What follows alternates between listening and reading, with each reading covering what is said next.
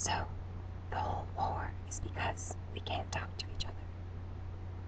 If the other fellow can't tell you his story, you can never be sure he isn't trying to kill you. What if we just left them alone? Enter. We didn't go to them first, they came to us. If they were going to leave us alone, they could have done it 100 years ago, before the first invasion. Maybe they didn't know we were intelligent life. Maybe, Enter, believe me, there's a century of discussion on this very subject. Nobody knows the answer. When it comes down to it, though, the real decision is inevitable. If one of us has to be destroyed, let's make damn sure we're the ones alive at the end. Our genes won't let us decide any other way. Nature can't evolve a species that hasn't a will to survive.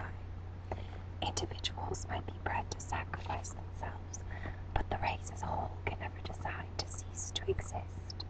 So, if we can, we'll kill every last one of the buggers, and if they can, they'll kill every last one of us. As for me, said Enter, I'm in favor of surviving.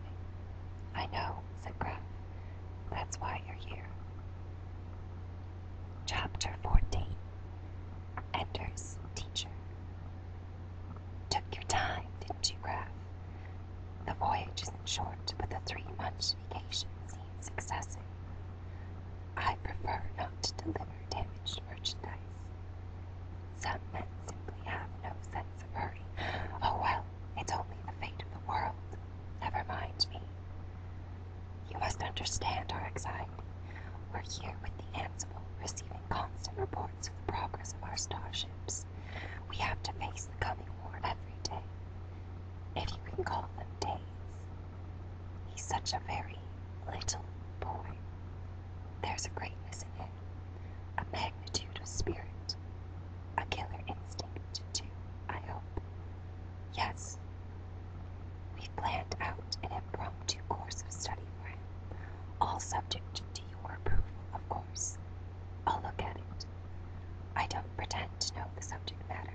Admiral Jim Ren Jar. I'm only here because I know Enter, so don't be afraid I'll try to second-guess the order of your presentation. Only the pace. How much can we tell him? Don't waste his time on the physics of interstellar travel. What about the Ansible? I already told him about that and the fleets. I said they would arrive at their destination within 5 years. It seems there's very little left for us to tell him.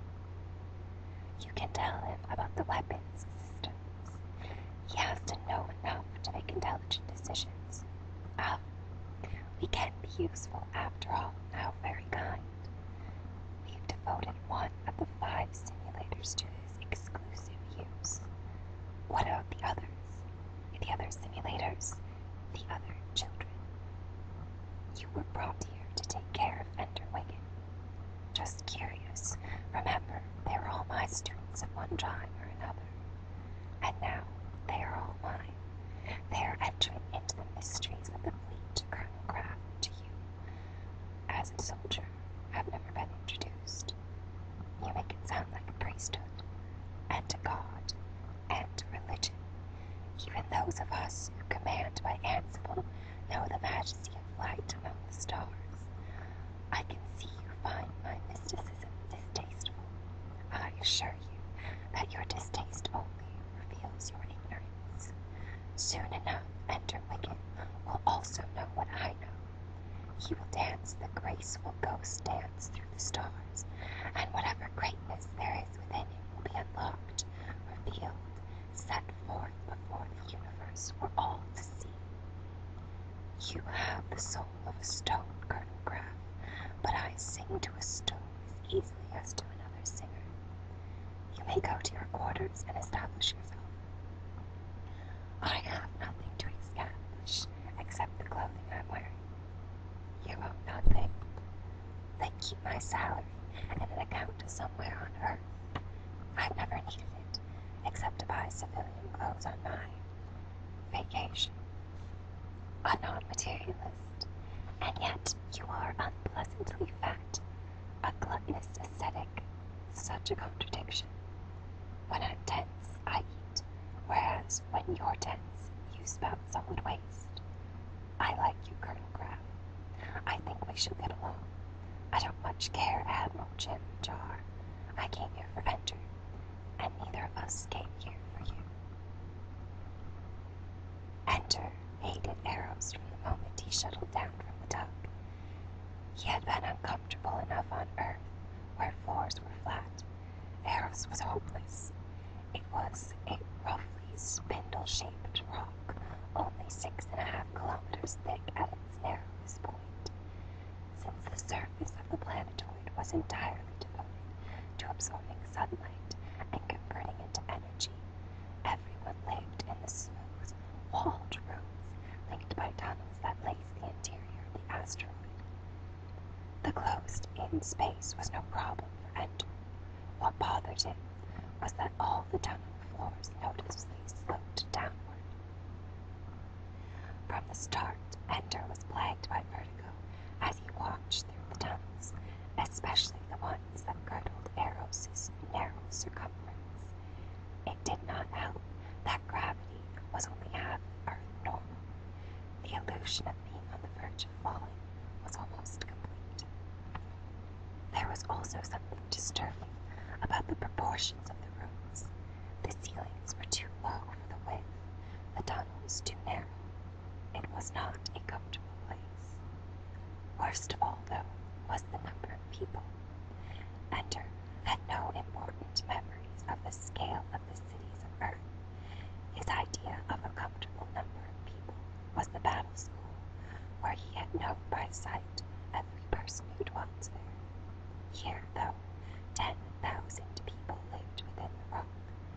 There was no crowding, despite the amount of space devoted to life support and other machinery. What bothered Enter was that he was constantly surrounded by strangers. They never let him come to know anyone. He saw the other command school students often, but since he never attended any class regularly, they remained only faces. He would attend a lecture here or there, but usually he was tutored by one teacher after another, or occasionally helped to learn a process by another student, whom he met once and never saw again. He ate alone, or with Colonel Graham. His recreation was in a gym, but he rarely saw the same people in it twice. He recognized that they were isolating him again, this time not by setting the other students to hating him, but rather by giving them no opportunity to become friends. He could hardly have been close to most of them anyway, except for Enter. The other students were all well into adolescence. So Enter withdrew into his studies and learned quickly and well. Astrogation and military history he absorbed like water. Abstract mathematics was more difficult, but whenever he was given a problem that involved patterns in space and time, he found that his intuition was more reliable than his calculation. He often saw at once a solution that he could only prove after minutes or hours of manipulating numbers. And, for pleasure, there was the simulator, the most perfect video game he had ever played. Teachers and students trained him step by step in its use. At first, not knowing the awesome power of the game, he had played only at the tactical level, controlling a single fighter in continuous maneuvers to find and destroy an enemy. The computer-controlled enemy was devious and powerful, and whenever Ender tried a tactic, he found the computer using it against him within minutes. The game was only a holographic display, and his fighter was represented only by a tiny light. The enemy was another light of a different color, and they danced and spun and maneuvered through a cube of space that must have been 10 meters to his side. The controls were powerful. He could rotate the display in any direction, so he could watch from any angle, and he could move the center so that the duel took place nearer or farther from him. Gradually, as he became more adept at controlling the fighter's speed, the game was made more complex.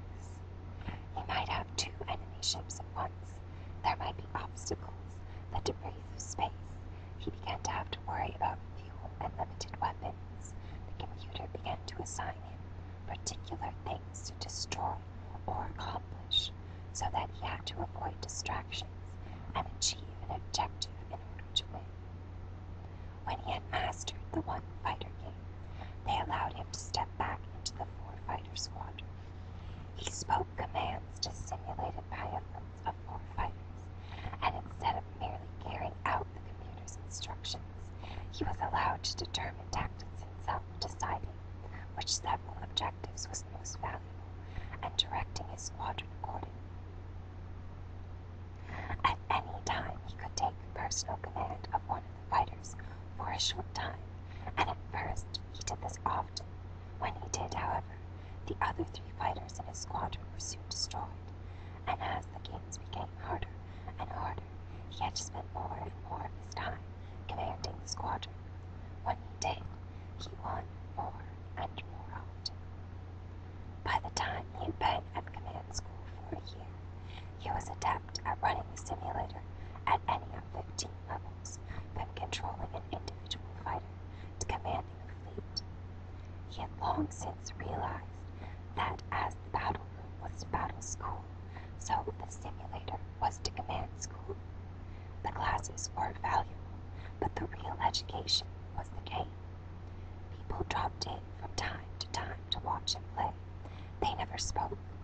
Hardly anyone ever did, unless they had someone to say something specific to teach him. The watchers would stay silently watching him run through a difficult simulation, then leave just as he finished. "What are you doing?" he wanted to ask. "Judging me, determining whether you want to trust the fleet to me. Just remember that I didn't ask for it."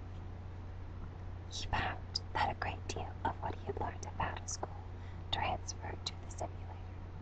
He would routinely reorientate the simulator every few minutes, rotating it so that he didn't get trapped into an upside-down position, constantly reviewing his position from the enemy point of view. It was exhilarating at last to have such control over the battle, to be able to see every point of it. It was also frustrating to have so little control too, for the computer-controlled fighters were only as good as the computer allowed. They took no initiative. They had no intelligence.